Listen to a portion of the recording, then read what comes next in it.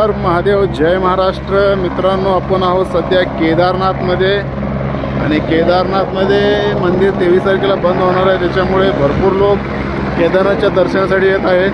तुम्ही बघताय काही लोक हेलिकॉप्टरने येत आहेत, काही लोक घोड्याने येत आहेत, काही लोक पालखीमध्ये जात आहेत आणि काही लोक चालत जात आहेत. आम्ही चालत आलो होतो, निम्यापासून घोड्यावर आलो होतो. बघू शकताय एक हेलिकॉप्टर इथं लँड झालेलं आहे. आता दुसरं हेलिकॉप्टर येतं आहे लँडिंगसाठी. बघू शकताय हेलिकॉप्टर लँड होत आहे.